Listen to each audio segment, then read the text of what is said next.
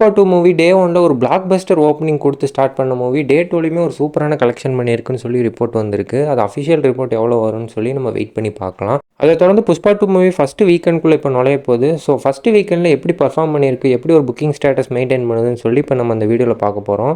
சரி, ஓகே. இந்த வீடியோ கண்டிப்பாக உங்களுக்கு பிடிக்கும்னு நினைக்கிறேன். பிடிச்சிச்சுன்னா மறக்காமல் ஒரு லைக் போட்டு போங்க. இன்னும் நம்ம சேனலை சப்ஸ்கிரைப் பண்ணலாம், மறக்காமல் சப்ஸ்கிரைப் பண்ணி நம்மளை சப்போர்ட் பண்ணுங்கள். வாங்க வீடியோக்குள்ளே போகலாம். டே 3ல கோயம்புத்தூரில் மொத்தம் 4 லாங்குவேஜில் போட்டிருக்காங்க. தமிழ், தெலுங்கு, ஹிந்தி, மலையாளம் சொல்லிட்டு. அதில் தெலுங்கில் வந்து ஐமேக்ஸ் ஸ்க்ரீன்லேயே சேர்த்து போட்டிருக்காங்க. ஃபஸ்ட்டு தமிழ் லாங்குவேஜ் ஷோஸ் பார்த்தோம்னா 155 ஷோ போட்டிருக்காங்க. அதில் 68 ஷோ ஃபாஸ்ட் ஃபில்லிங்லேயும் 2 ஷோ சோல்ட் அவுட் ஆயிருக்கு. அடுத்து தெலுங்கு லாங்குவேஜ் பார்த்தோம்னா 20 ஷோ போட்டிருக்காங்க. அதில் 3 ஷோ ஃபாஸ்ட் ஃபில்லிங்கில் போயிட்டுருக்கு.